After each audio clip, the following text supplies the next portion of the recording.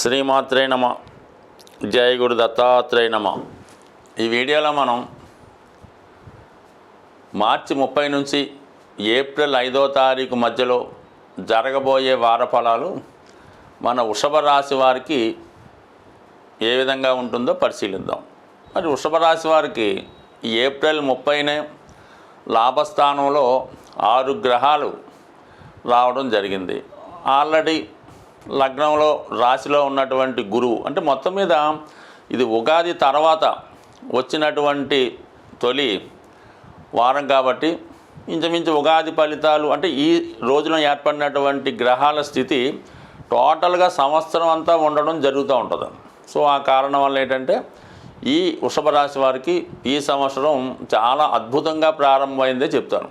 అందరూ కుటుంబంలో ఉన్నటువంటి అందరూ ధన పంచమాధిపతి బుధుడు లాభస్థితి, మీ యొక్క సంతానం, శుక్రుడు మీ భార్య, రవి మీ తండ్రి గారు, అలాగే శని మీ అన్నదమ్ములు అంటే నీకన్నా ముందు పుట్టిన వాళ్ళు, రాహు విదేశంలో ఉన్నటువంటి మిత్రులు అంటే వీళ్ళందరూ కూడా ఏదైనా మీరు ఒక కార్యక్రమానికి ఒక శుభకార్యానికో ఒక పార్టీకో పిలిస్తే ఎలా సంతోషంగా వచ్చి మిమ్మల్ని సహకరిస్తారో ఆ విధంగా ఈ 6 గ్రహాలు ఏకాదశ స్థానంలో మీరు ఏదైతే కోరుకుంటారో అది ఇవ్వడానికి సిద్ధంగా ఉండడం జరిగింది. మనం ఏది తీసుకున్నా ఏది ఇచ్చినా తీసుకునే అర్హత కూడా జాతకుడికి ఉంటేనే అది మీరు ఆ ఫలితాన్ని పొందగలుగుతూ ఉంటారు.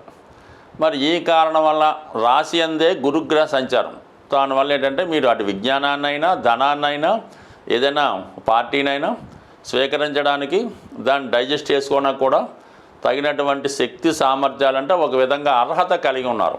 మరి ఈ కారణం వల్ల మీరు కంపల్సరిగా ఏదైనా కొత్త ప్రయత్నం ప్రారంభించినప్పుడు 100% సహకరిస్తుంది. అయితే ఏంటంటే మీరు ఈ సమయంలో మరి ఈ సంవత్సరం ఏ విధంగా ఉంటుంది అని ఆలోచిస్తూ ఏదైనా కొత్త వ్యవహారం స్టార్ట్ చేయడానికి ఇది అవకాశం ఉంటుంది. ముఖ్యంగా వృషభ రాశి అన్నది బ్యాంకింగ్ అండ్ ఫైనాన్స్ రంగం వారికి, సినిమా రంగం వారికి మొత్తం మీడియా అంతా కూడా దీని బట్టి ఆధారపడి ఉంటుంది. అలాగే ఫైనాన్స్ అంటే బ్యాంకింగ్ అవ్వచ్చు, ఇంట్రెస్ట్ వ్యాపారం అవ్వచ్చు, డబ్బుతో సంబంధించిన ప్రతి విషయం ఈ రాశి వారికి అనుకూలిస్తాయి. కాబట్టి మరి ఈ గ్రహస్థితి ప్రకారం మీరు ఉద్యోగం అయితే ఓకే, కొత్త ఉద్యోగం ఈ రంగాల్లో ప్రయత్నం చేసుకోవచ్చు. ఏదైనా కొత్త వ్యాపారం చేసుకుంటే దీని బ్యాక్గ్రౌండ్గా చేసుకోవచ్చు.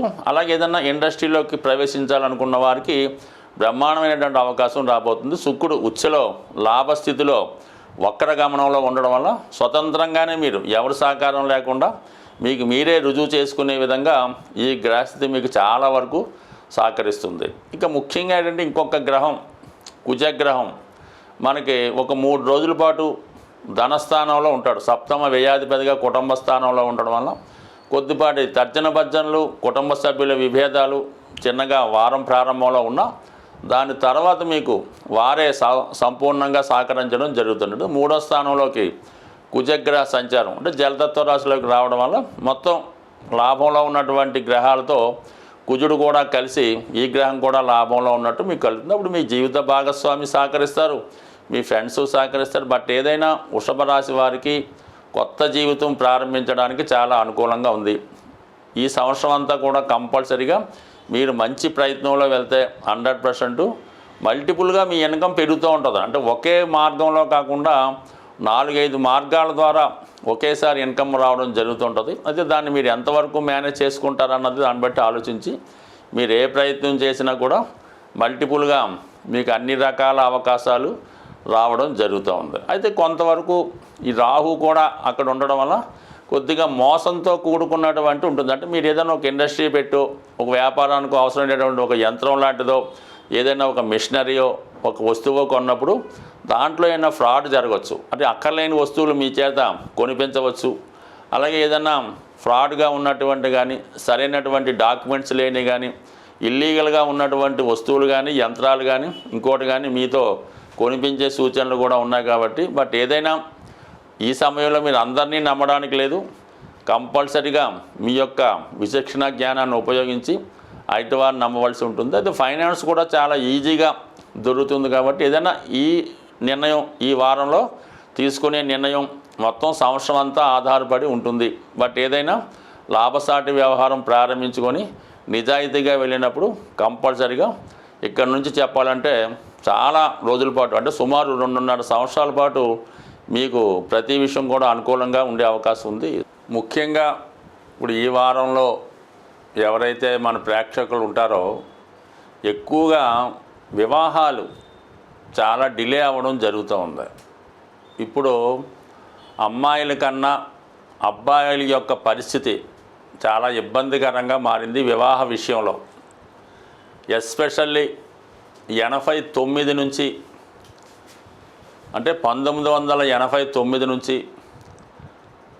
1995 అంటే ఇంచుమించు ఈ 30, 28, 26 ఇంకా 32, 34, 36 పిల్లలు కూడా ఇబ్బంది పడుతున్నారు. అటువంటి వారికి నమ్మకంతో చెప్పే ఒక రెమెడీ మనకి ఇదే నెలలో శ్రీరామనవమి రావడం జరుగుతుంది. ఎప్పుడు మనకి సరిగ్గా 6వ తారీఖు ఏప్రిల్ నెలలో.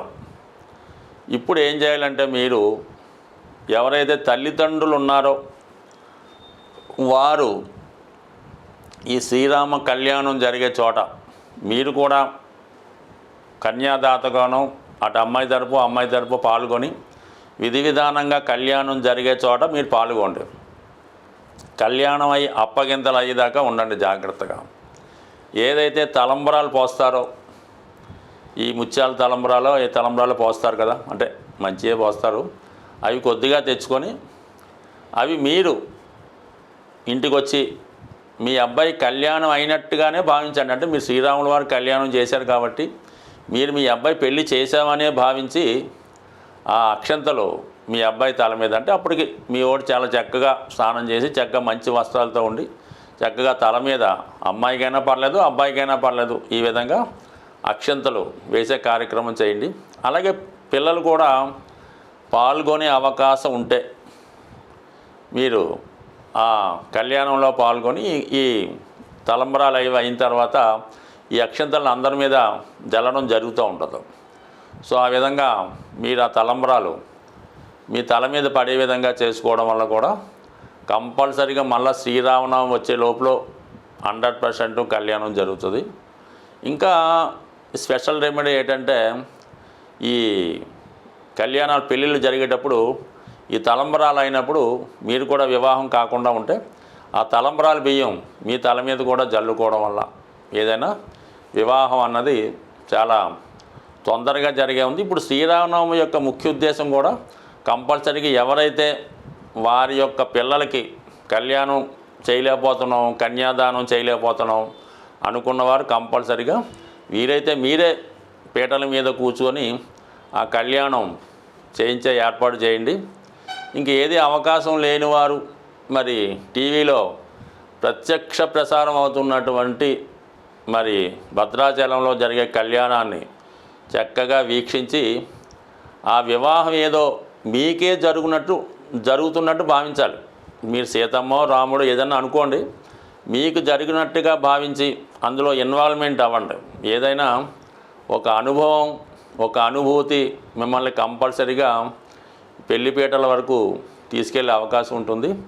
సాంప్రదాయంగా చెప్పే ఈ చిన్నపాటి రెమెడీ పాటిస్తూ ఖచ్చితంగా మీరు కళ్యాణవంతులై ఉంటారని ఆశిస్తూ స్వస్తి.